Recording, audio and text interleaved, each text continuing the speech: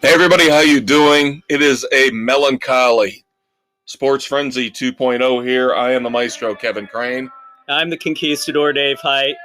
We lost one of our all-time favorites this week in the world of coaching, in the world of sound bites, as we pay tribute to Coach Mike Leach, inventor of the air raid offense. And of course, shame. We'll have much more to talk about when it comes to Mike Leach later on when we get to college football. Yeah, but we had to pay tribute to a guy who became one of our favorites to follow over the last 10 or 12 years. Hell, longer Him and Mike Gundy were the two we would always go to for the best sound bites ever. Yep. So whether it was fat little girlfriends or Gundy, the mullet talking about, I'm a man, I'm 40. So thoughts and prayers to the Leach family and friends. He will be greatly missed. Yep. And the sad thing is, 61. And again, we're going to talk more about it later, but the sad thing is just within the week before he died, one of his kids went into the transfer portal and started talking nasty stuff about him. Yeah. It's just, come on.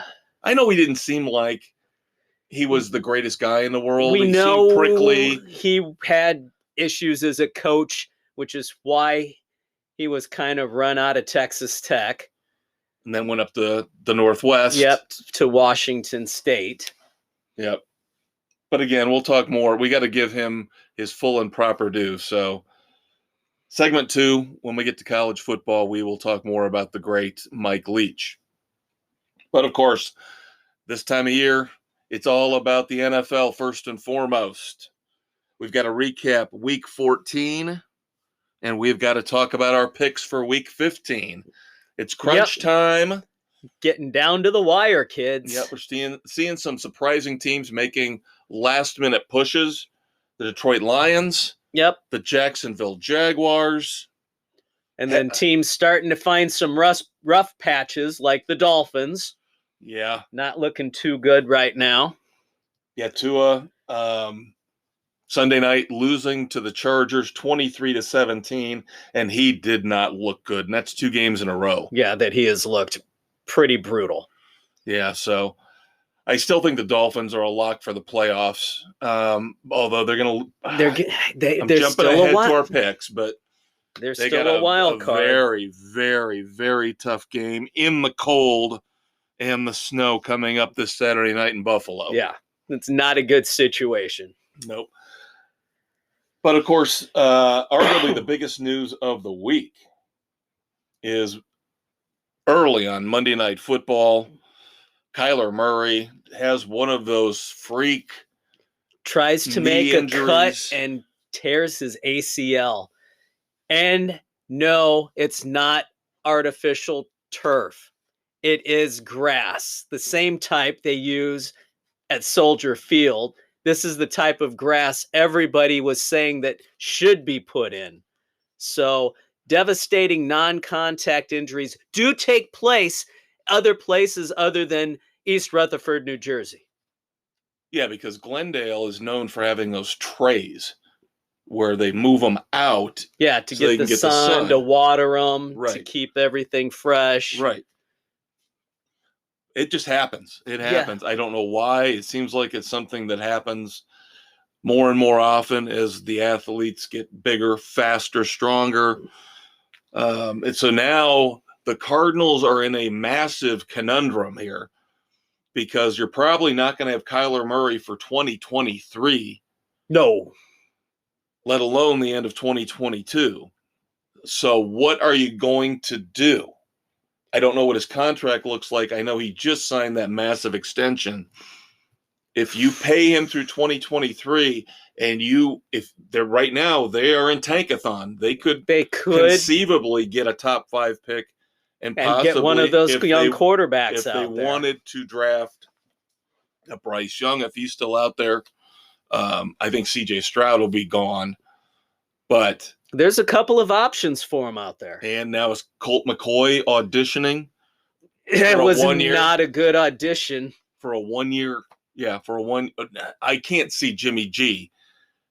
Jimmy G's going to want longer than a 1 year deal. Yeah. So I don't think they can start dreaming and pining about, a Jimmy G type quarterback, maybe a Baker Mayfield.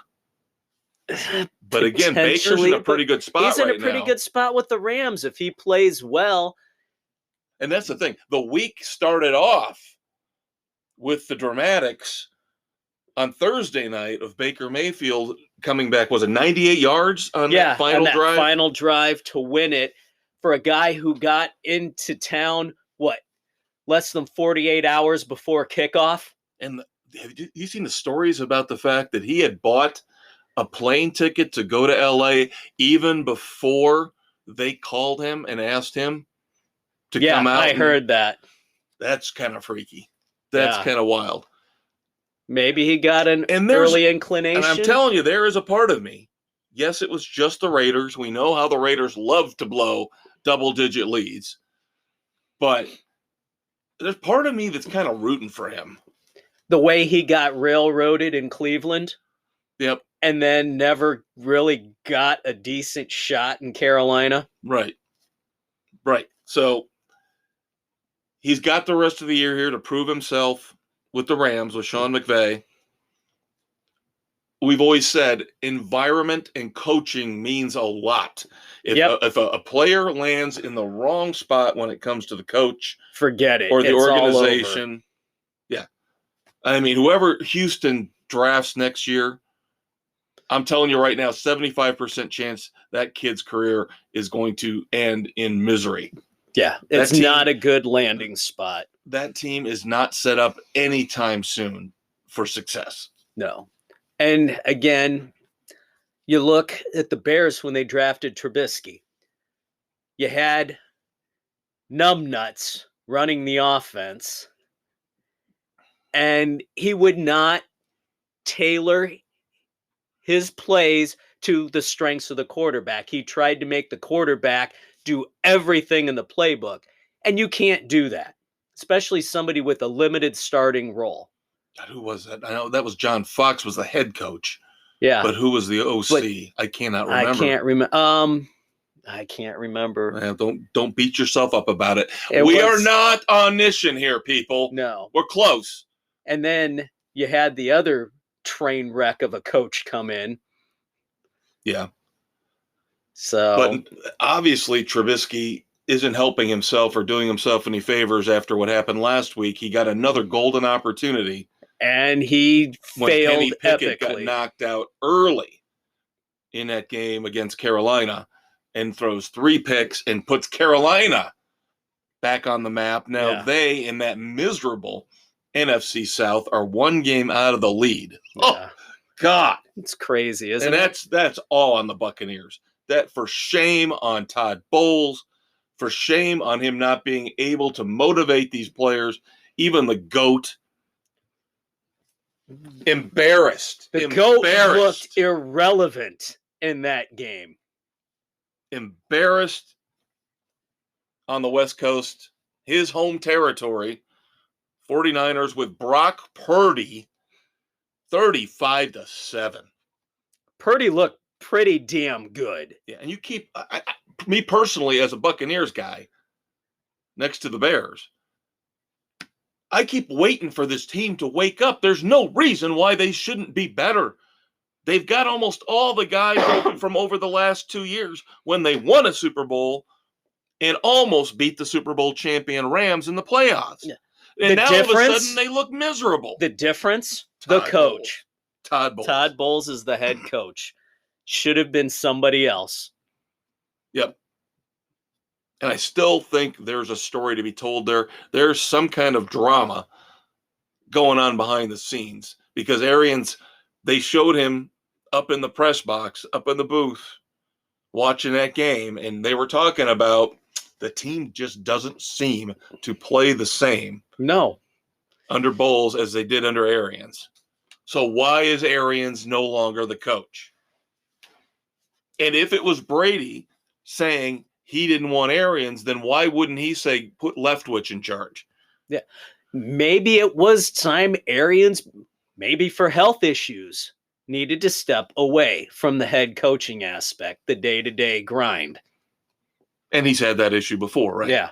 Right. And maybe the front office said, we've got to go with a guy who's had previous head coaching experience. We don't want to dump all of this on Byron Leftwich. Well, maybe they should have. I think they should have. I have more faith in Byron Leftwich than I do in Todd Bowles. And I told you, and I told everybody when they named Todd Bowles the head coach, that this was going to be a wasted crap season. Fest.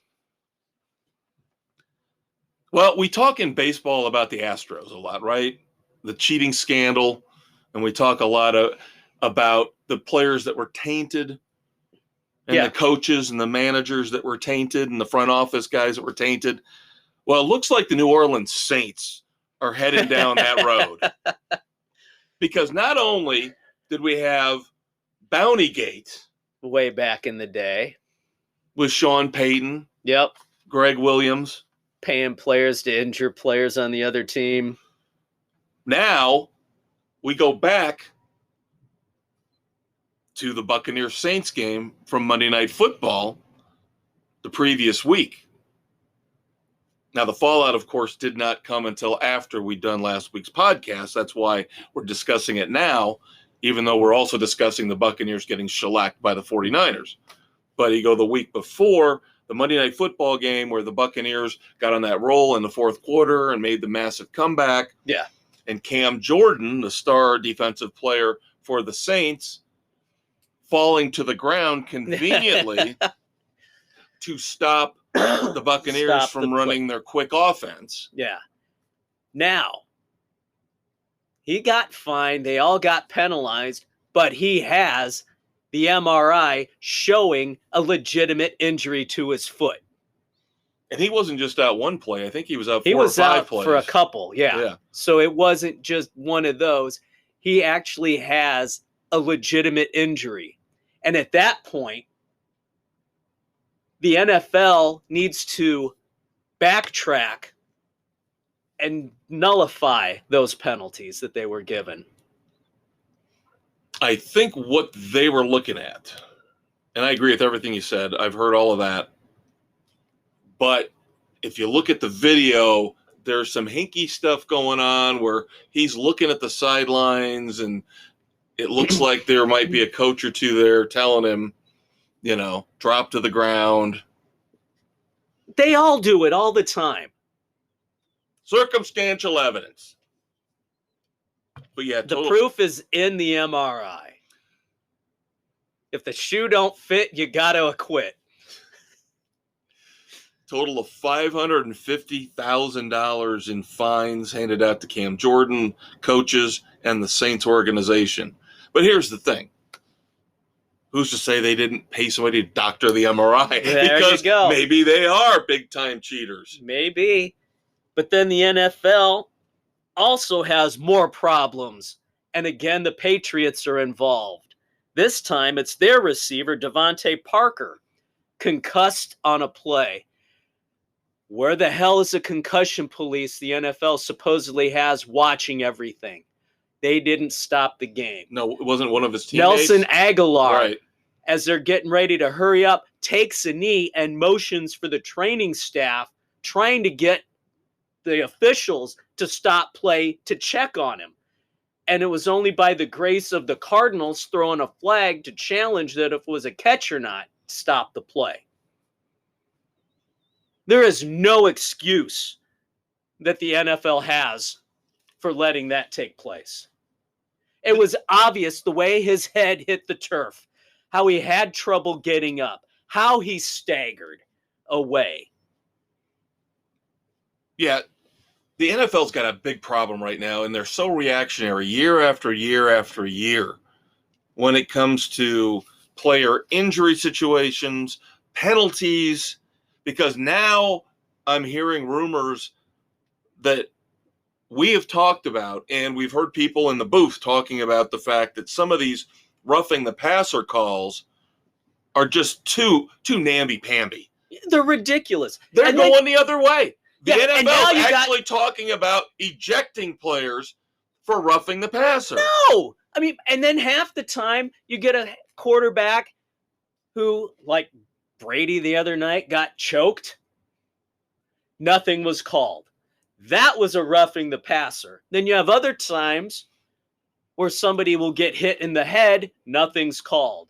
You got players falling flat on a quarterback, coin toss if it's going to be called or not. And then you got others who try to not flatten them, and they get called.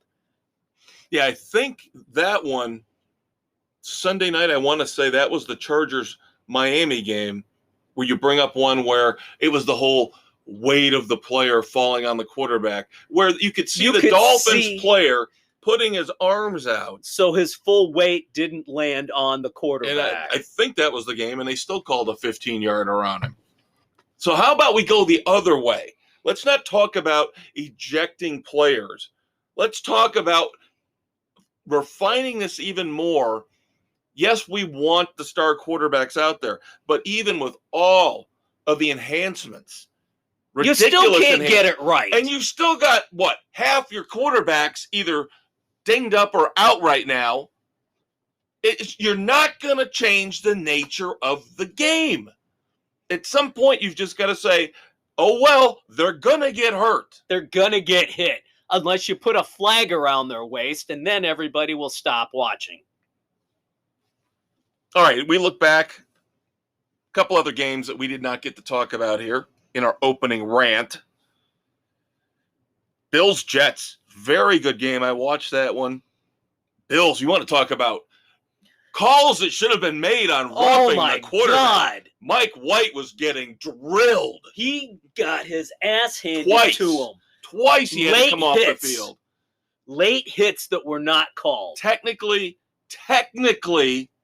clean hits, but you can't tell me there wasn't much more intent in a hit. The two hits he took to the ribs from the Bills than that bullshit call with the Dolphins and the Chargers. Yeah, exactly. Speculation is he got a broken rib? Is there something wrong? He says he's fine. Robert Saleh, the head coach, says he's fine. When we get to our picks, we'll see if he's fine. But the Bills won 20-12. The Jets are playing a lot better with Mike White. They are, by far. He's got the confidence of the team. Right. They have rallied around him. And again, we're seeing this with Mike White, with Brock Purdy we talked about.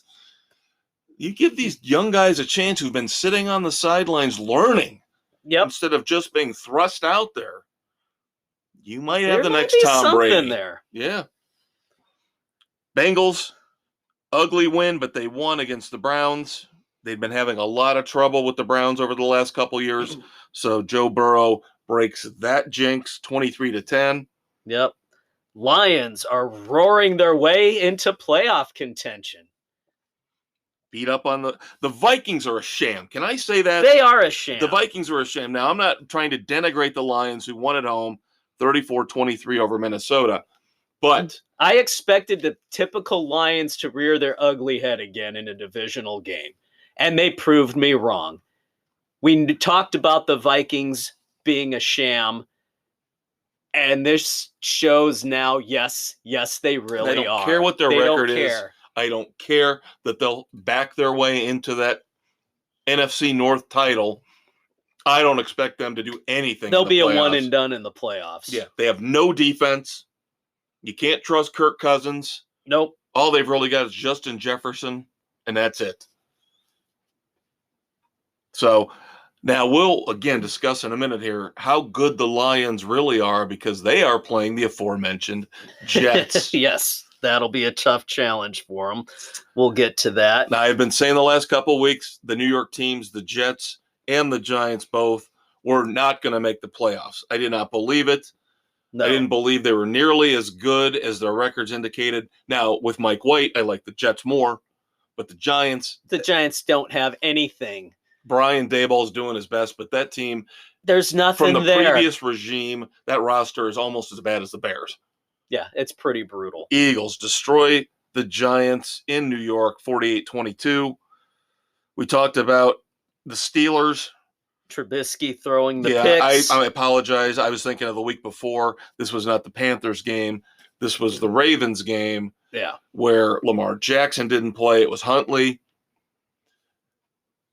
Pickett gets hurt early. Trubisky's forced into action for the Steelers.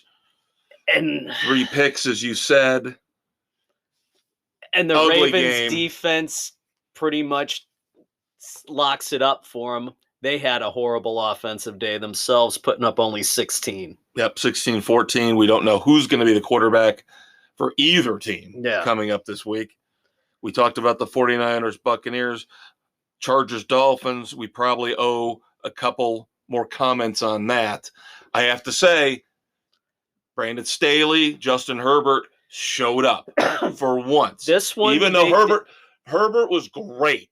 I mean, unbelievable. But Staley, again, he can't help himself. He has to make that one 4th and goal. I gotta go for ball. it. He is never going to succeed unless he tempers this tendency to always go for it. Listen to the analytic geeks. Yeah, sometimes you have to know when to just settle. But again, if the Chargers can get healthy, the one part of that team that has been disappointing to me, because I expected them to be an easy lock for the playoffs, at least a wild card behind Kansas City. Now they're close right now. They're not in yet. But that offense, if it's healthy, is great. The thing that's disappointing with them is that defense. Defense is abysmal. Bose has been hurt. Derwin James has been hurt. Khalil Mack, I haven't heard him mentioned a hell of a lot this year. No, he's almost been a non-entity out there for him. Yeah, now we talked about your Dolphins. You want to add anything to the struggles of Tua? And that prick Jalen Waddle, who destroys my fantasy team every week in and week out. I play him, I get 5 points. I sit his ass, he puts up 25. Never again. Next year, you can have him. I will leave him. Why would I want him? Because you're a Dolphins guy. So? You're a Dolphins guy. You can have him next year. I don't care if it's the 10th round and he's sitting out there. I am not touching him. He's going to be waddling in there for you. Know you're going to get sucked in again. I get a pseudo bye week this week. Lucky I backed into the playoffs. No worse than 3rd seed. This is our final week. We've only got a 2-week playoff starting next week. So this week, the top 3 seeds are locked in our league. Dave's fighting for his life for that 4th slot. Yep, I'm on a 3-game losing streak. 2 weeks ago, I lose to Mrs. C by 0.5 point. This week, I lose to Aaron because the Patriots defense put up 25 points to let him win by 2 points. If I would have started Ayuk over Gallup, it would have been a non-issue. Yep. Yeah, so now we got a battle for the 4th and final slot in our playoffs in our 8-team league. Right now, because of that victory, Aaron has it. Yep. You're going to need some things to I need a lot of work help out in your favor. Yep.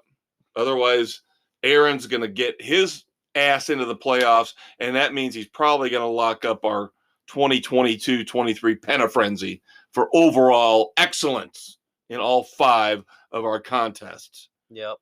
And I'm very bitter about it because, number one, at our meeting Monday, he accuses me of cheating. I am the most integrity-filled man if you were on cheating, the globe. You would have 2 or 3 wins in everything all the time. Right, I've got one trophy this year. You would never finish below 4th for the appearance. I have 1 trophy this year, and I win the Penafrenzy maybe every 2 or 3 years. I don't think that's too much to ask from somebody who has an excellent podcast, along with the second most knowledgeable person on Sports Frenzy who can't catch a break for anything. So, all right. You know we're going to have spillage possibly, but let's begin our picks for this upcoming week. NFL Week 15 starts as we tape here on the 14th of December, 2022.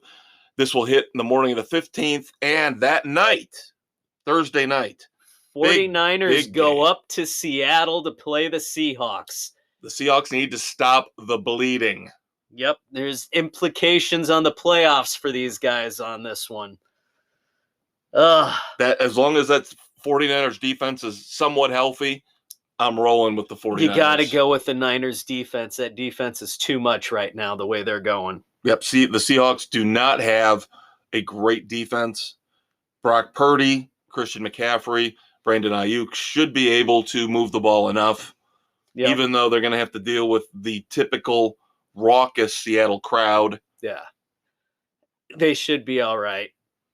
So, of the picks we have so far, 6 of our 8 panelists are in. And everybody is taking the Niners except for Nick. Not Doug, Nick. Yep. Doug is usually the outlier, and we'll see more and more of that as we go through here. Now, Saturday football is back. Now that the college football regular season is done, so the NFL moves into Saturday night. 3 games, actually, throughout the day Saturday. Yeah. We're picking 2 of them, the 2 good ones. I don't pick anything involving the Colts anymore the rest of the year for the slate because the Colts are trash. My pick for the AFC Championship. I am rooting for Jeff Saturday, though. I do like it. It would be nice, but I don't know. He's shown some questionable tendencies as well. So the middle game of 3 on Saturday, the Ravens go into Cleveland to play the Browns. Who doggy? Like we said earlier, don't know who's playing quarterback for the Ravens. Most likely not Lamar Jackson. Huntley, possible in concussion protocol, but don't know. The third stringer is a rookie quarterback we've never heard of before. All right. We'll have to see. But you also have the rust of Watson. Home debut for Deshaun Watson. Yes, we all know he's a scumbag. He's a porno merchant. But Cleveland, you're stuck. You got to get behind him. Whether you like it or not, he's your quarterback. That's a fully guaranteed contract, so he ain't going nowhere other than to the stadium and to the local massage parlor.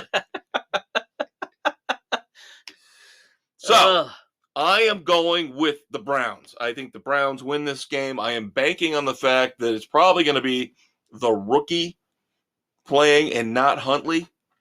Now, they did get J.K. Dobbins back. The Ravens did. He looked pretty good, but he has been in and out of the lineup all year. Again, another brilliant draft pick from the maestro in fantasy football. There you go. Well, you've got... we're split 3-3. Yeah, Sam and Nick agree with you. Doug and Bill agree with me on the Ravens. There you go. The night game. Again, major implications here. This will be our last pick before we do spillage into segment 2. This Miami goes up to Buffalo to play in what's expected to be snowy, wintry conditions. Miami has no running game. Buffalo has a running game.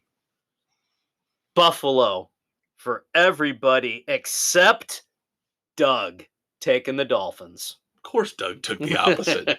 The contrarian. Of course, the governor had to go opposite everybody. That's right.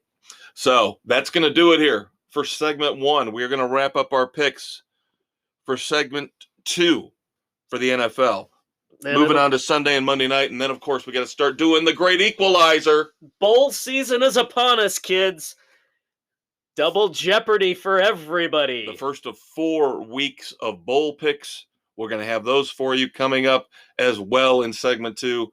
Dave and I, we're going to drink another beer, and then we'll be right back. Maybe play that air raid siren again. We might, in tribute to the great Mike Leach. Stay tuned. This episode of Sports Frenzy 2.0 is brought to you by the Bills Mafia Marital Aid Company, because when you are down and out, we'll bring you back up and in the game. Sports Frenzy 2.0 on Spotify, Anchor, Google, Radio Public, Pocket Cast, Breaker, Apple, Overcast, Castbox, and Stitcher. All right, it's spillage time on Sports Frenzy 2.0 here, recording December 14th, 2022, dropping the 15th. I'm the Conquistador, Dave Height. Along with the maestro, Kevin Crane. And we are on Spotify, Anchor, Google, Radio Public, Pocket Casts, Amazon, Audible, Apple, Overcast, CastBox, and Stitcher! As we said, check out the Facebook page. Yep. Every week you will find our picks for the NFL, which we're going to finish up here. And then, of course, all of our bowl picks. Yep, the Great Equalizer Part 1. But first up, about 8 more pro picks before we get into that. Sunday, December the 18th. Falcons at the Saints. Did we really have to put this crap fest on? Well, when you got 2 crappy teams playing each other, then it's hard to pick. I know. You got the debut of Desmond Ridder for the Falcons. 3rd-round pick out of Cincinnati. Yeah, I know. Jesus. He was in the Final Four last year in college football. So he'll get his opportunity here. That being said, the veterans with the Saints have got to have a little bit of pride. This is a hard place to go into playing in New Orleans. Yeah, even if it's Andy Saints Dalton, defense. who didn't play all that bad the previous week. No. You still got Kamara healthy. He's been a disappointment. Olave's look good, the young rookie receiver out of Ohio State. I like a lot more from what on paper the you Saints get from have the Saints. more talent right now than the Falcons. So it's going to be Mardi Gras, no Artie party. We are all taking the Saints. 6 of our 8 panelists have their picks in right now. Yep. All 6 taking New Orleans. All right. Next up, the Roaring Lions going into play the Jets. Who would have thought in week 15, if you'd have said the Lions are relevant and they have a chance? If you'd have said the Lions playing the Jets is relevant for both teams. Yeah. Who would have thought? Yeah, both of them are just on the outside looking in on the playoff picture right now. I like Mike. I like Mike White. If he's going to play, if he's healthy enough to play. Now, you heard they moved Zach Wilson back up to number 2. Yeah. Because Flacco looked so bad last week. So awful. But still, if White gets dinged up and can't go, I know. I still don't trust Wilson. No, you're right. I'm gambling. I am gambling on the fact that Mike White, the Lions defense is not the Bills defense. It's not, but he's still one shot away. I know. It's a risky proposition. Another thing that I think people are overestimating is the Lions' ability to play outdoors. Most of their games this year have been indoors, not just home, but then they play the Vikings. I think that when Jared Goff and his teammates get out into that cold, if it's going to be bad in Buffalo on Saturday, you figure it's not going to be much better in New York on Sunday. It'll be a little bit better. The lake effect stuff, but still, it'll be a little crazy. And plus, the Jets have a defense. I still don't know if the Lions do. Yeah, we'll see. I'm taking the Lions along with Sam and Bill. I have got the Jets along with Nick and Doug. We are split 3-3 right now. All right, moving on. The Cardinals at the Broncos. Oh, another. God, this game drove me insane. You want to talk about the train wreck that was the Falcons and the Saints pick? This one was even worse. Bill actually changed his pick. He had to send me an email because he sent his picks in before the Monday night game. And then with Kyler Murray going down. Yeah. Now, I think this will, with a dinged up Russell Wilson in the concussion protocol, might be a good thing for the Broncos. This is one of those where I'm going to pull a U. And I'm going to go with the home team. There are so many things to overthink in this awful, crappy game. It is. The Cardinals could tank, try to get a higher draft pick next year. Will they draft a quarterback if they get a high pick? We don't know. Is Colt McCoy auditioning to at least be the starter for next year with Kyler Murray most likely out for 2023? What is going on? The Broncos don't have to tank because all it does is help Seattle. Right. So Nathaniel Hackett's got to do something to save his job. He's coaching for his life right now. I mean, Kingsbury technically is too. A lot of people, though, are saying this injury to Kyler Murray helps Kingsbury. Yeah. Now he's got a built-in excuse to say, well, what am I going to do in 2023? We have to draft a quarterback because we don't know, can Kyler Murray come back and be as effective? Yeah. And it's another topic to discuss. All these running quarterbacks, Lamar Jackson, Justin Fields. Yeah, how long is Jalen Hurts going to last? Running quarterbacks are a gamble. They are. Long term. But our picks, 3 of us, it's a split again. You, me, and Bill taking the Broncos. The Cardinals for Sam, Nick, and Doug. I after watching that Monday night game, when I picked the Cardinals, and of course I lost, I was like really tempted to take the Cardinals again. Something in my head was saying Colt McCoy's going to play well. He's playing for a showcase for next year. He wants to show the Cardinals he can run the team next year. And then the sane part of your brain said, it's Colt McCoy and the Cardinals. The same part of my brain said it's insanity to keep sticking with teams that fuck you over every week. Raiders, which is the next pick. The Patriots go into Vegas to play the Raiders. Belichick versus his protege, Josh McDaniels.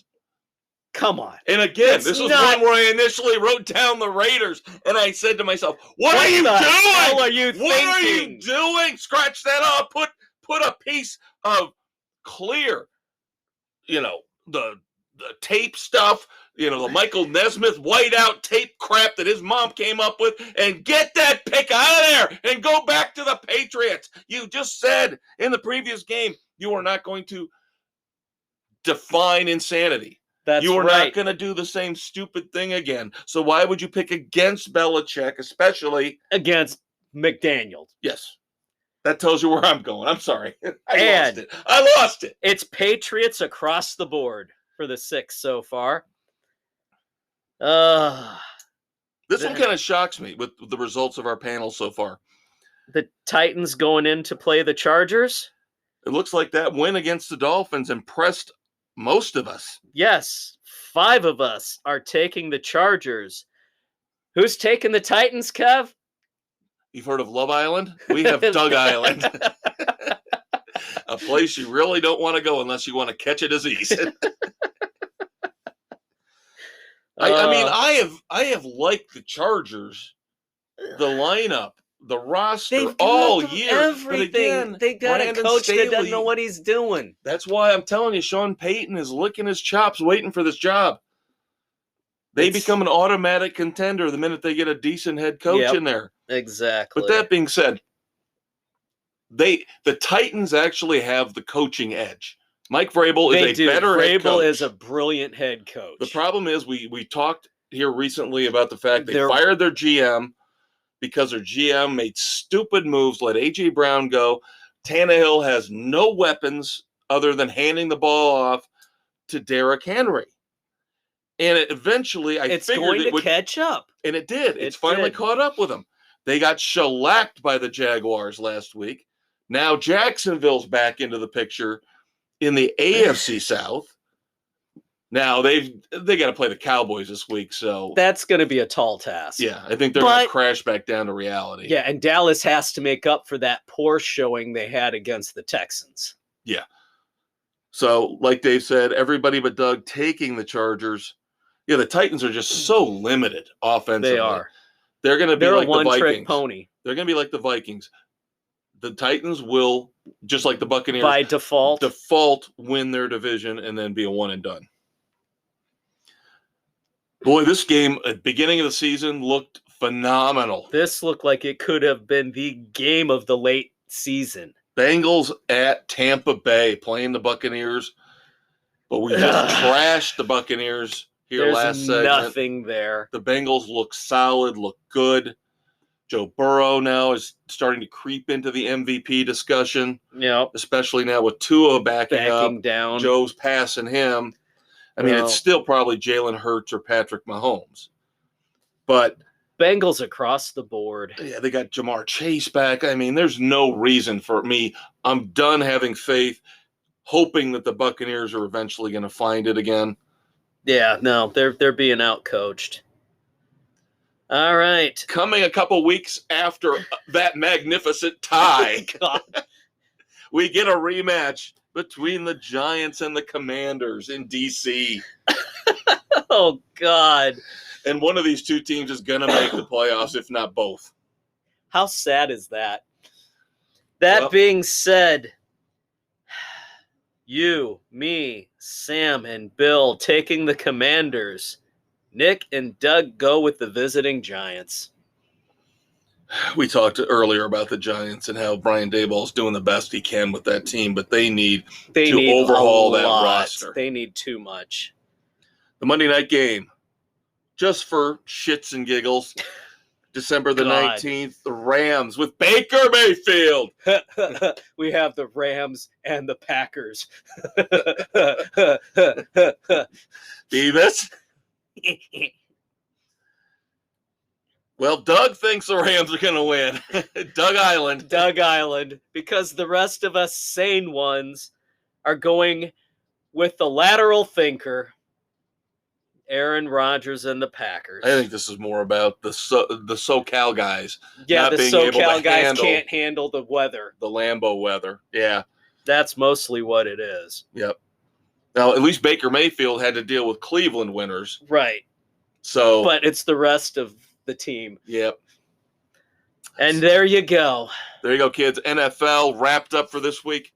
Time to move on to the college ranks. Of course, we've already started to discuss the passing of Mike Leach.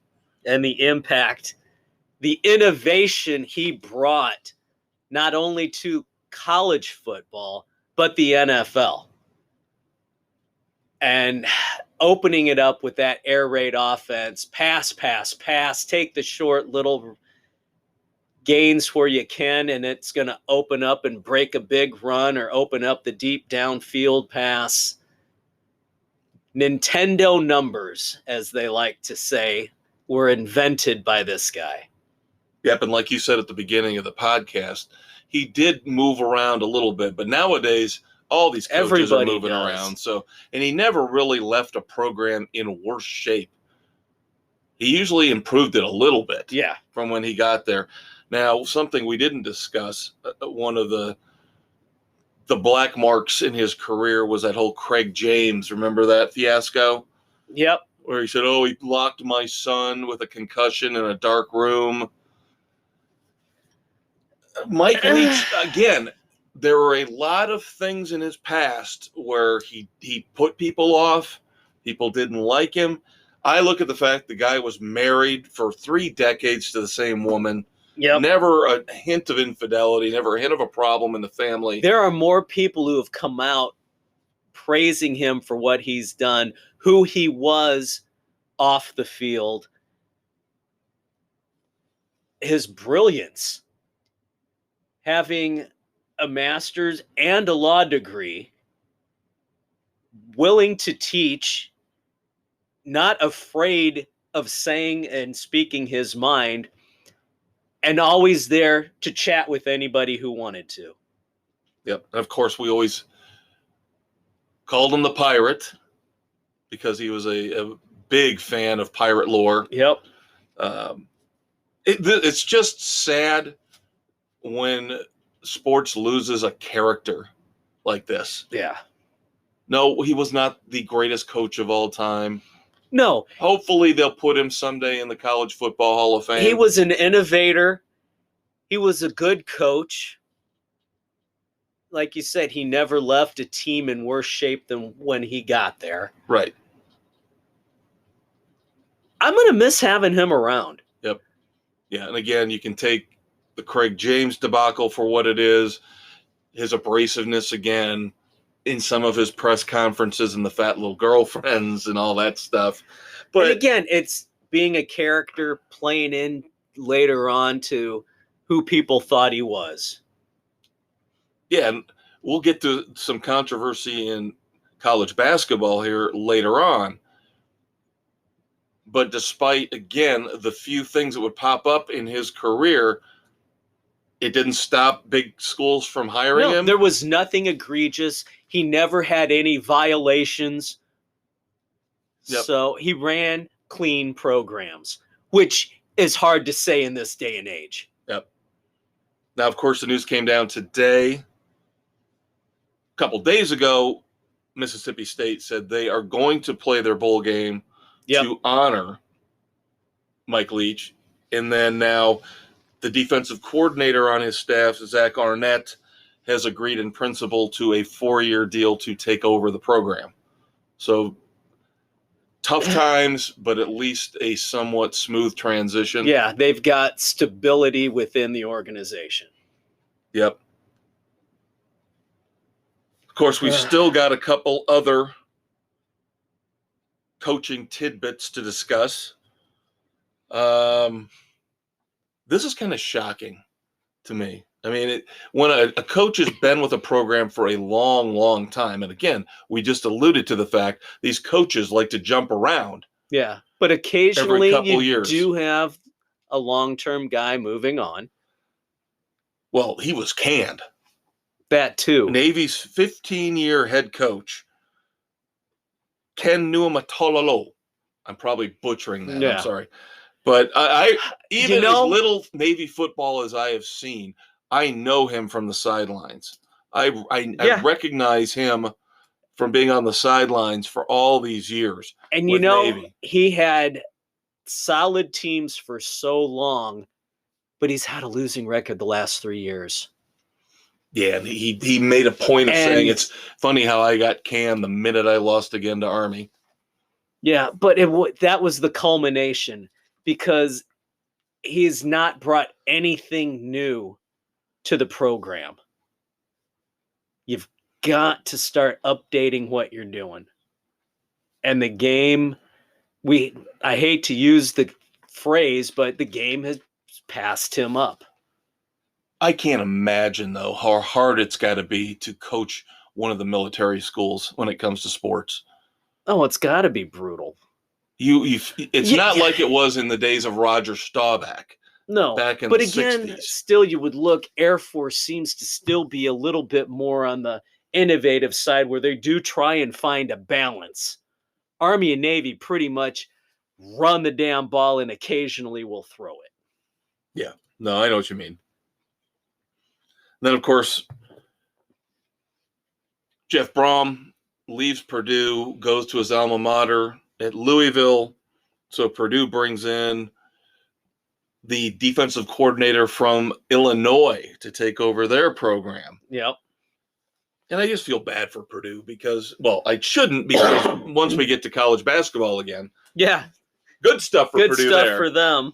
But here. But does hiring Illinois' defensive coordinator really put a charge into that fan base? I don't see how it does. He made the right first move in his meeting with the team because Purdue's big running back this year was a walk-on. And he walked into the room and asked the kid to stand up and said, I've coached against you. I don't know what the hell they're thinking here. You're on full scholarship. Nice. Very nice. So there you go. Recognizing the talent that's there and making the announcement in his first meeting with the team, that builds the team buy-in for him. That wins the locker room right there. There you go. The opposite of winning is what we're about to do now, which is starting our college bowl picks, as we like to call it, as we have called it for 30 years. The great equalizer is here. Oh, this could be good or it could be very, very, very, very bad. We're going to run through these fairly quickly here because honestly, we don't know a lot about these teams in these initial bowls. Friday night, December the 16th, the Bahamas Bowl, Miami of Ohio, and UAB. Of course, Trent Dilfer coming in to take over that program next year at UAB. Look who's on Dog Island. Doug takes Miami, Ohio. The rest of us go with UAB. Now, the Cure Bowl that night, very good matchup. This was a tough one to pick. Number 22, UTSA. Number 23, Troy. Of course, we're using the AP rankings. Yep. I just liked you, even though Troy is favored by 1.5. I like the numbers for UTSA a little bit better. UTSA has better numbers, and I like their strength of schedule a little bit better. Now, a lot of people say the difference will be Troy's defense. So potentially, but again, they haven't exactly had that benchmark game. Yep. So you and I and Bill are taking UTSA, of course, University Texas San Antonio. Sam and Nick and Doug are taking Troy.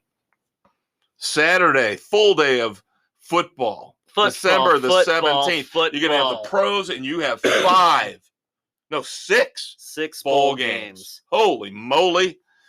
Better hook up the catheter for that one, Kev. No kidding. Feeding tube and a catheter. And an intravenous line from the keg. Fenway Bowl. Another really good matchup, Cincinnati and Louisville. Here's my thinking on this. Here we go. This is the college football coach shuffle exemplified in this game. Cincinnati's coach left to take over the Wisconsin position. Louisville's coach leaves Louisville to take over the Cincinnati job. The Louisville coach moving to Cincinnati feeds information to the Bearcats, telling them the weaknesses of the Louisville coaching staff and lineup. Ergo, therefore, I take Cincinnati. How do you like that? That's some deep, dark insight right there, That's baby. A deep, dark dive. Louisville's got the better talent. Dave, Sam, Nick, and Doug taking Louisville. Bill and I are taking the Bearcats, Cincinnati. There you go. New Mexico Bowl, SMU versus BYU. God, BYU is such a disappointment this year. I haven't been able to trust them all year. At least SMU, they've got a dynamic offense. They do. I've liked them. So it's SMU for you, me, Sam, Nick, and Doug. Bill is on. Oh, no, wait, sorry. And Nick. Bill and Doug are taking BYU. Yep. The LA Bowl, Washington State versus Fresno State. Another tough one to call. Fresno favored by 3 when we put this together.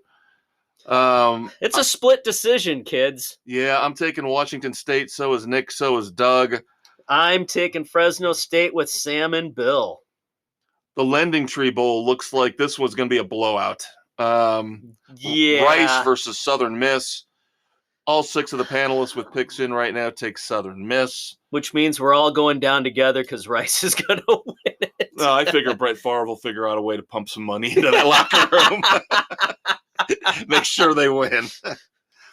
Las Vegas Bowl, another one that seems like it's a little one-sided. Florida is in chaos when it comes to the quarterback position.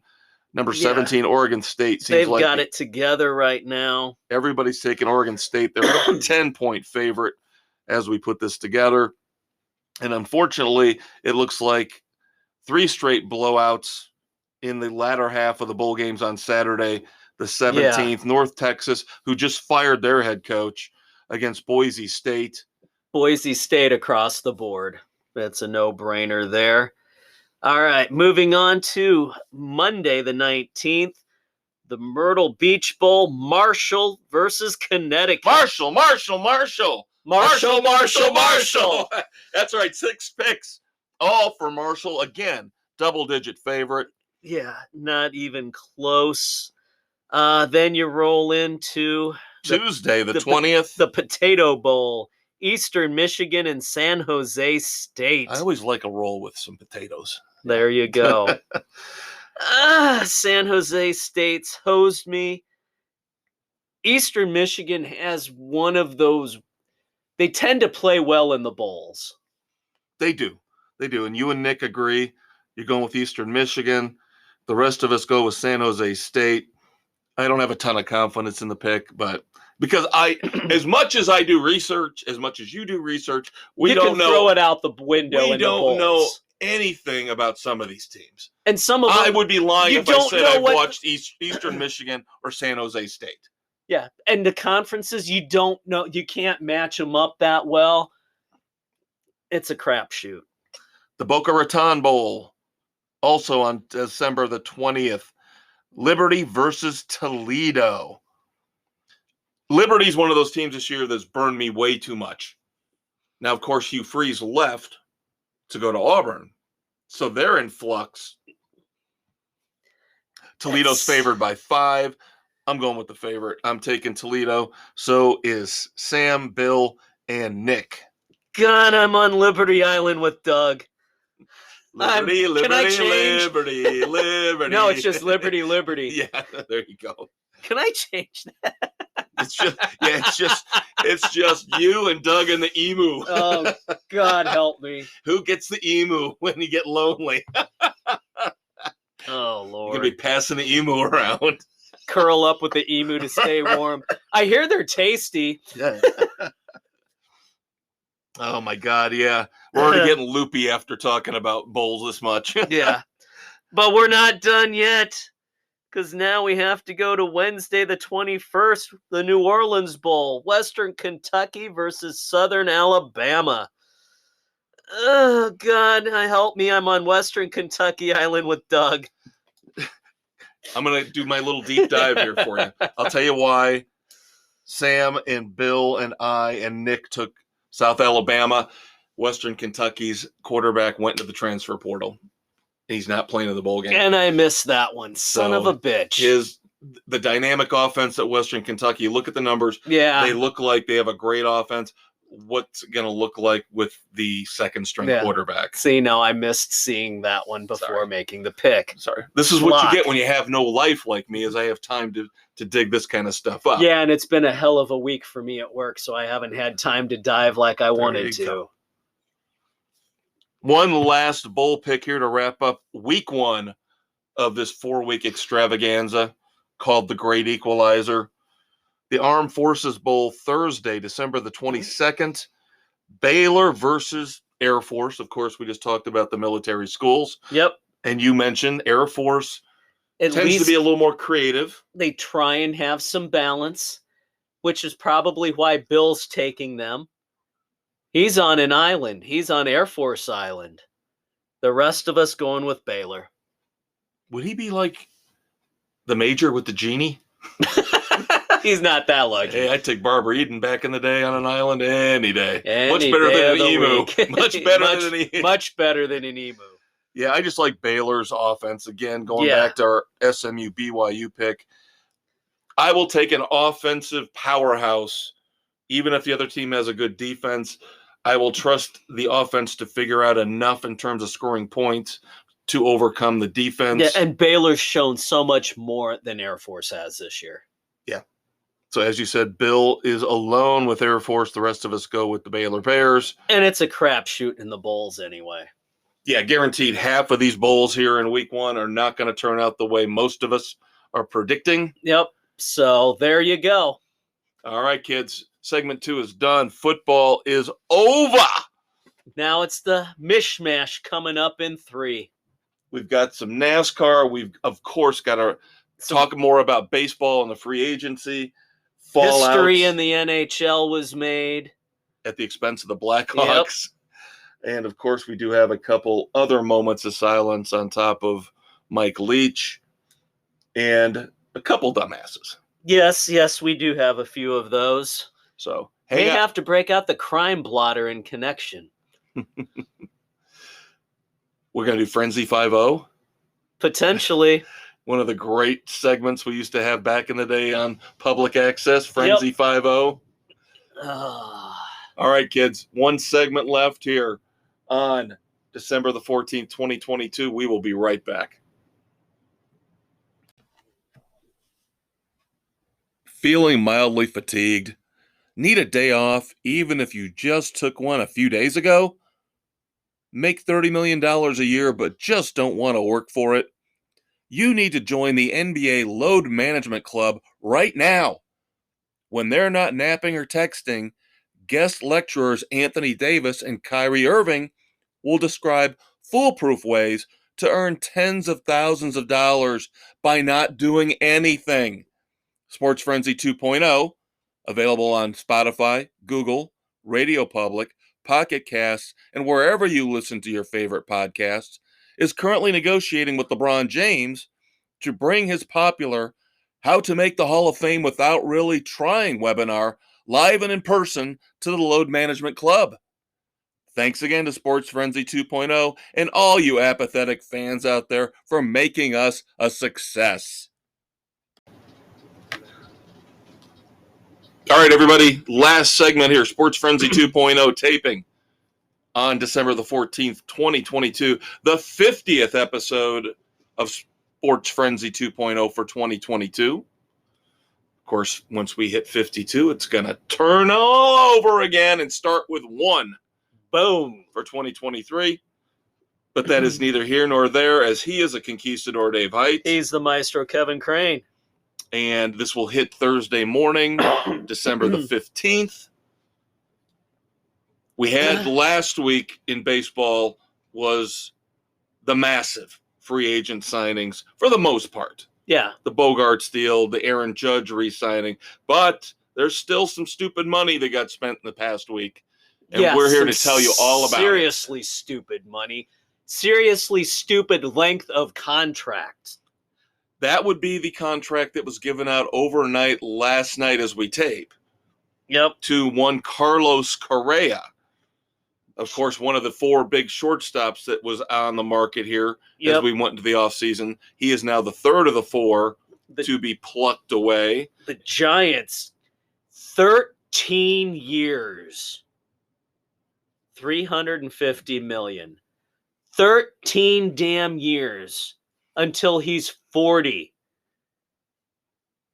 Well, you notice Come on. all three of those shortstops I've talked about got at least 10 years. Yeah. Trey Turner, Bogarts, and now Correa.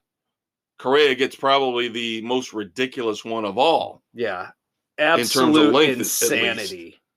This is beyond ridiculous and stupid. Yeah, and I know Dave and I, we can't bemoan this fact every time we talk about baseball and contract signings.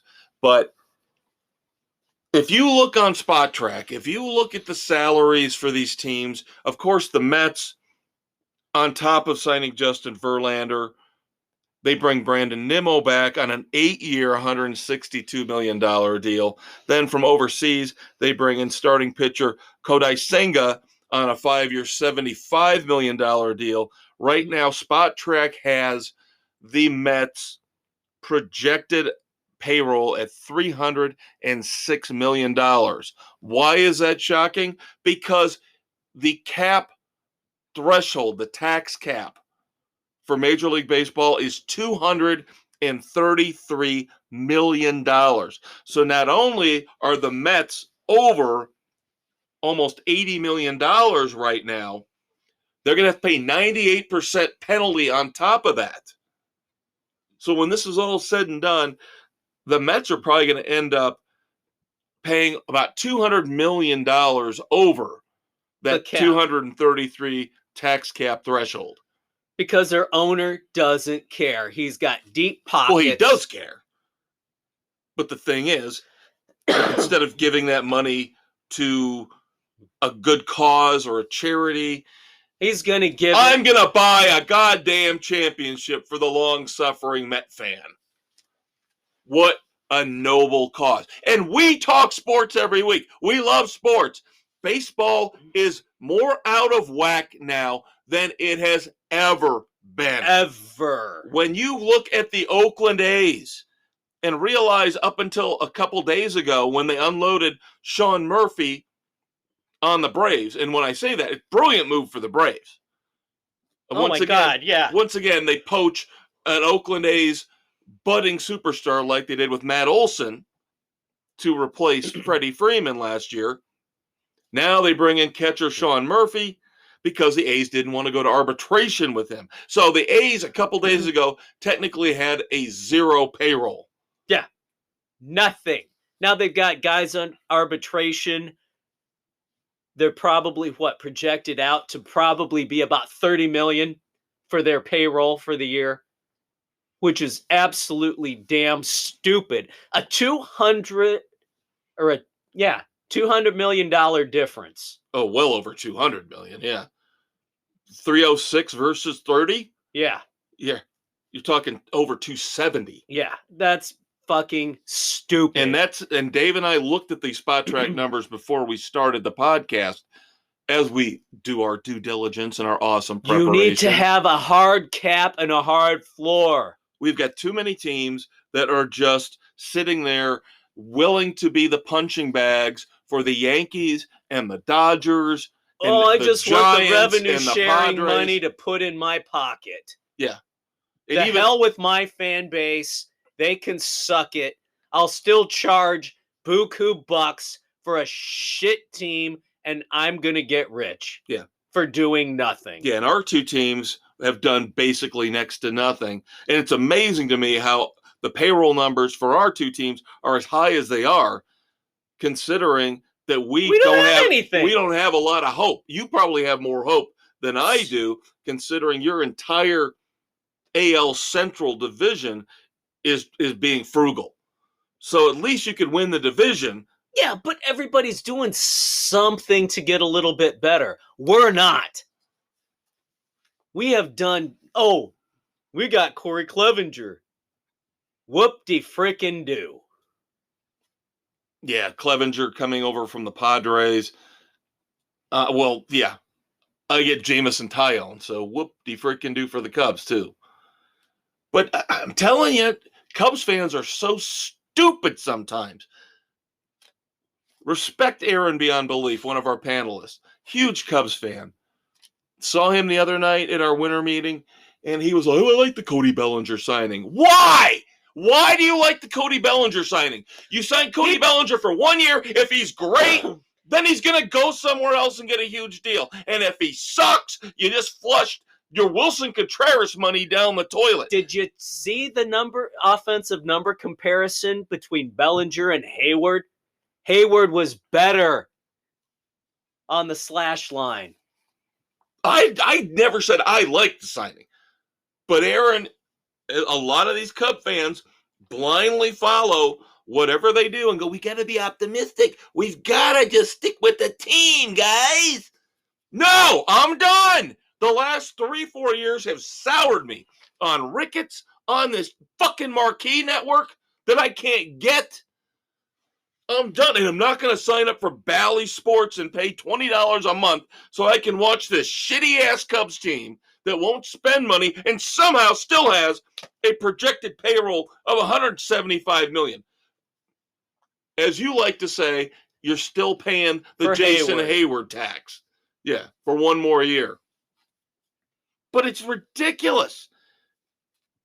Baseball has got to fix itself. Rob Manfred is going to go down as the worst commissioner in history, even worse than Bud Selig. We thought that was bad. This has gotten worse. The spending, lack of spending is so out of control. Somebody with some balls has got to get in charge. Do we have to do this again? Do we have to fully run baseball too? I know. Because Bud Selig condoned cheating. Yep. Rob Manfred is condoning a ridiculous, astronomical amount of competitive imbalance to the point where he is going to destroy the sport because Cincinnati fans, Pittsburgh fans, Chicago fans, fans in D.C., fans in Miami, and that's just mostly the NL. I haven't even gotten to the AL yet, outside of your team. There are 20 teams out of 30 that are already out of it. And we haven't even gotten to January yet, let alone spring training. Yeah, and the players are so damn dumb, they don't get it. They think having 5 or 6 teams who spend buku bucks and can pay maybe 2 players per team this much money is good for the game and everybody? No, it's not. If you put in a hard cap and a hard floor, more players are going to get paid. Yeah, and the sad thing is, to wrap this up, put a bow on it, it is the holiday season. It is. The Pirates owners, the A's owners, they're probably sitting there encouraging Steve Cohen to spend more money. Yeah, because the more they're he get spends, that much back into their pockets. Right? Into their pockets. Right. Yeah. Couple other signings of note before we move on to NASCAR. Chris Bassett, of course, the Mets didn't have any more room on their starting rotation for Bassett, so he goes to the Blue Jays. I think that's a nice signing for the Blue Jays. That's good for the Blue Jays. 3 years, $63 million. That's reasonable. I would have preferred that for the Cubs than Tyone. I would have liked to have Bassett instead of Tyone. And then Noah Syndergaard, the wandering nomad that he has become, will now go down the coast from the Angels, barely down the coast. I don't even know what's north, what's south when it comes to LA and Hollywood. He's going to the Dodgers on a 1-year deal. Yep, there you go. All right, NASCAR. Dave knows the bad news. I think it's bad news. He's optimistic about it as we move on to racing. I would prefer that the SRX would have stayed on CBS. Network TV, more people have an opportunity to enjoy it. Saturday nights before football season starts is a wasteland on TV. Yeah, there's nothing there. The SRX provided a nice thrill, a 2-hour window. You're done. Entertaining as all get out. But no, ESPN has to, and Disney have to exert their financial backing to pull it away from CBS. Thursday Night Thunder returns to ESPN for the SRX. Supposedly a multi-year deal.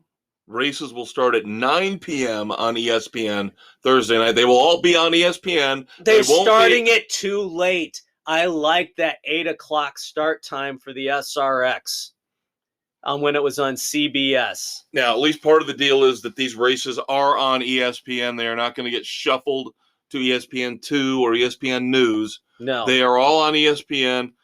This year, 2023 upcoming, we're looking at July the 13th through August the 17th. Yep. It's a little bit of nostalgia back from the day when ESPN put anything on and didn't care. And Thursday Night Thunder, I looked forward to it because you had all the sprint car racing going on across the country. And you saw the rise of Jeff Gordon and Tony Stewart getting to showcase. Yeah, now, from what I've read, Tony Stewart's very excited about this. It's a huge infusion. Being the figurehead for SRX. Yeah, this solidifies them to maybe tweak some stuff with the cars, have a couple of extra cars available in case something happens at backups. So maybe gets it more into the spotlight with their advertising because CBS did not do a great job advertising it. So we'll see. I don't even know if they're bringing over the same crew or they're going to put together a whole new crew. If they're smart, they would bring over who they had. I know. That's because that was a great announcing lineup. Bestwick and then having the guest announcer in there in the booth with him. Yeah, I always liked Alan Bestwick in the booth. Yep. He is great. And then the guests have been really damn solid. Yep. So this is what I'm afraid of, is that it's ESPN. They'll find a way to fuck it up. Yep. Now, is this a precursor, possibly, maybe, to ESPN jumping into the next NASCAR deal? Take it away from NBC, please. Are they dipping their toe? Are they dipping their toe in the water, so to speak? Potentially. Yeah, as long as you get NBC out of it. I want Fox. Just get rid of Steve Letarte, and I would be so much happier. I like Fox, but yeah, I can't stand the NBC. Terrible coverage. Terrible. Sticking with racing and where it's going to be on TV, FS1 and FS2, for the first time ever, are going to carry all 20 ARCA races in 2023. Interesting. You used to be able to see most of the ARCA races on ESPN back in the day before they got too full of themselves. Yeah, so this will be the first time. It wasn't even close. I believe, from what I read, they were covering just over half the ARCA races. Yeah. And now they have committed to all 20. So, again, very cool. Racing's getting more exposure. It's not just a niche sport. No. And some of us actually like racing more than fucking soccer. And we'll get to fucking soccer in a minute. Finally, it is time to start celebrating the 75th anniversary of NASCAR. Yes. Today. Lots of stories out there about the 75th anniversary throughout. Yep. But today, December the 14th, 1947, technically is Founders Day. Yep. In NASCAR. This is the day when Bill France got a bunch of the racing Illuminati together. Yep. At in the Daytona Beach. Dreamline Hotel. Yep. And started working on, over 3 or 4 days, I believe. Yep. What would become NASCAR. Big Bill strong-armed them all into consolidating all the little rebel tracks and organizations under one flag.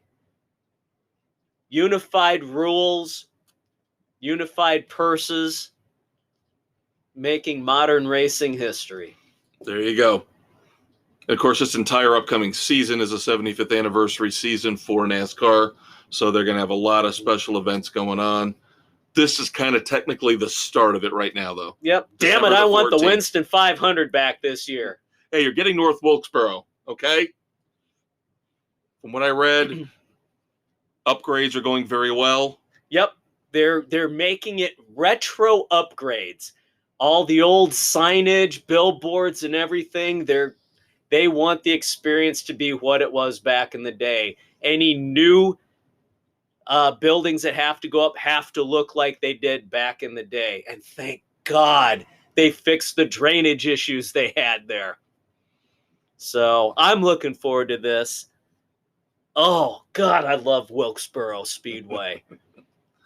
Such good racing there. Good memories of watching that track. It was a shame when they shuttered it. Now, I also read that they are starting to get resistance and pushback on fixing up the Nashville Fairgrounds track. Oh, here we go. You got locals who are starting to say they don't know if they like this all that much. So we'll see. Of course, that's a track that the SRX has been using. Yeah. So we'll keep you posted on that as we go into 2023. Briefly, NCAA basketball. Of course, once we get into February and March, we'll talk a lot more about college hoops. But for now, congrats to Purdue.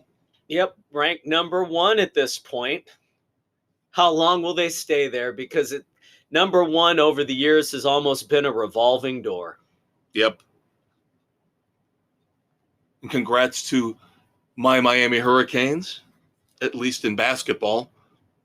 Fuck that football team. God damn it. Oh, Miami's a basketball school now. Yeah. I can't believe I went through the entire bowl slate, and for a minute I was like, something's wrong here. What's wrong with all these bowls, these 40-plus bowls? What's wrong? Oh, that's right. The Miami Hurricanes didn't qualify because they suck. But the basketball team is awesome. Jim Larinaga's got them rolling again. They break into the top 25 in AP poll, 10-1. There you go. Locally, Notre Dame, doing Suck. okay, 7-3. It's not suck it. It's not suckitude. You're right. It's standard for Mike Bray. The mediocre Yeah, just be good enough. bender that he is. They'll sneak into the NCAA tournament and lose. Yep. Ugh. As much as it pains me to bring it up, Dave, I know the Blackhawks are not playing well. No, they but suck. They were part of history. They are. Losing their fourth in a row to go 7-16-4. Losing to the Capitals 7-3 the night before we tape here. This happened on the 13th. Congratulations to Alex Ovechkin becoming the third player in NHL history to score his 800th career goal. And it happened at the tail end of a hat trick. And even though they got shellacked, the Blackhawk fans recognized Ovechkin's accomplishment and rained down the hats, celebrating his hat trick and his historic goal. So kudos to true hockey fans. Even though their teams suck, they still recognize something of historic proportions. So Hawks now 18 points still. At least they're better than the Ducks, who are sitting at 17 points. The two worst teams by far in the NHL. Did you see who met with the commissioner? Did you see who met with Gary Bettman about becoming part of the new Ottawa Senators ownership team? Yes, the great Canadian comic actor himself, Deadpool, Ryan Reynolds. That would be fun. Ryan Reynolds that could injects fun into anything and everything he does. He does. This is a marketing boon for the NHL. All right, it's time to talk about fucking soccer for a fucking second. Fuck soccer. Fuck the World Cup. World Cup's going to the finals. Fuck Qatar. France and Argentina will play in the finals of the World Cup. Whoop-de-doo. I just felt like it was our duty to bring it up. Yes, soccer is duty. Yes. Just like what Spalding said in Caddyshack. Duty! It's not that bad, though. It's still good. If you don't get that reference, shame on you, kids. Shame on you. All right, time to move on to moments of silence. Of course, one last time we will mention the passing of the great Mike Leach. Yep. Also, basketball legend Paul Silas passed away. Yep. The last of the Philadelphia Phillies whiz kids, Kurt Simmons, passed away at 93, one of the great pitchers of his era. Then, of course, we thought we might have controversy in Qatar, however you say it, with an American soccer journalist, Grant Wall, passing away at 48. Yep, there were rumors and conspiracy theories that he was killed by authorities over there or not given proper health care. Unfortunately, autopsy revealed a brain aneurysm. No, aortic aneurysm. Or aortic aneurysm. Right. Yeah. Yep. I just remembered the aneurysm. Yep. No, aortic aneurysm, natural causes. Nothing that could have been done. Nope. By all accounts, with looking at social media activity and eyewitness accounts, he was struggling for a couple days. Something wasn't right. He thought it was bronchitis. Yeah. But again, when you're dealing with this situation where they tried to cover up all the deaths of the migrant workers that were working on the stadiums, this is not the best nation in terms of human rights. Or anything. So, and another journalist also passed away, not getting as much attention because it was from a smaller country, not the U.S. But yeah, when it happens somewhere like Qatar, you tend to go, okay, especially when this guy had a history of rabble-rousing. Yeah. You kind of wonder. Wearing the rainbow shirt, trying to get in, wearing that, and you know that's not going to cut it in the Middle East. Yeah. No, it's... This whole World Cup in Qatar has been tainted from the bribes and kickbacks for them to be awarded it to all the crap of them trying to get it ready to go. It shows what a sham the Middle East can be. And then the last-minute beer ban, of course, yeah, leaving Budweiser with an entire warehouse of beer. We're going to suck Budweiser in for millions in advertising, and at the 11th hour, we're going to say, oh, no, you can't sell anything. Yeah. Now, of course, if they were to turn that warehouse over to Sports Frenzy, that would get us through about a month and a half of podcast. But in true Bud fashion, rebounded in a brilliant marketing scheme, the winning team's country gets that warehouse of beer. You're going to give a warehouse of Budweiser to the French? Come on! Oui, oui. Those freaking pansies? The wine-swilling, narcissistic pricks of the universe. Well, they're going to water their plants with it. They're not going to drink it. Fuck Johnny Depp. Oh, Budweiser. Blah, blah. There you go. All right, time for some dumbasses. Pivot. The Red Foreman Dumbasses of the Week, sponsored by Red Foreman. I will let Dave start off because I'll bet we have some mutually. I've got one right now. NCAA men's basketball head coach from Texas, Chris Beard. Stupid bastard arrested for domestic violence, including, what was it? Restriction of air passage. Strangulation. Basically strangled his wife, the dip fuck. I hate people who do this shit. They are the lowest form of scum.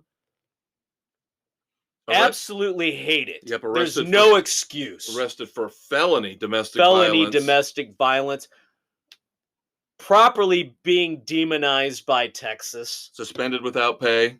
He should be. Well, you got to wait for the legal process to go through before you can fire him. Yeah, and this we're talking about. Texas is in the top 10 right now in basketball. They are. So we're not talking about, a low-profile coach here. No, this is somebody who was brought in as the savior of Texas basketball. For shame, if these allegations in the arrest ring true, and really, there has to be actual physical evidence for an arrest to take place. Yeah, and even though his attorney says that the person who was involved has been pleading with the police, begging with the police to not file charges, that's the same story you get time after time after time with domestic violence. It doesn't matter anymore. Police departments, arrests will be made if there's physical evidence, despite the party not wanting to press charges. It's automatic anymore. Yep. And women are being arrested at a greater rate now because, yes, they do abuse their husbands, kids. The men will not fight back, and will take the punishment and report it. And the women are being taken away as well. Now, unfortunately, I've got one that kind of follows in the same vein. Coastal Carolina backup quarterback Bryce Carpenter also arrested for assault. At a party, a woman was refusing his advances.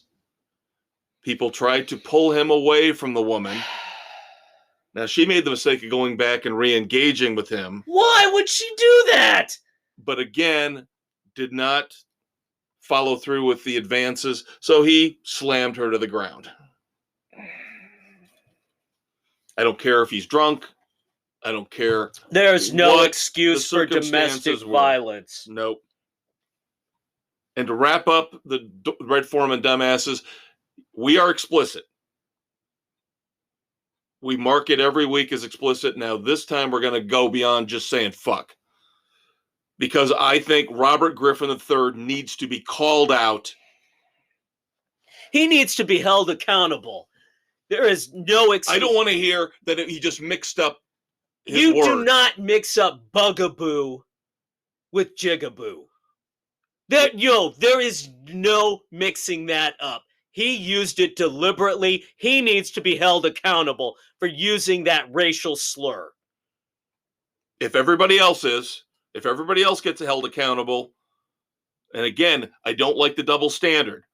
I don't like when an African American can get away with use using a word these like words. jigaboo or the N-word, and it's okay. No, but it's everybody never else okay. It's off limits for. It should be taken out of the English language. All of the words, the N-word, jigaboo, all Everything. of it. Get rid of all of it except porch monkey, because we're taking that back.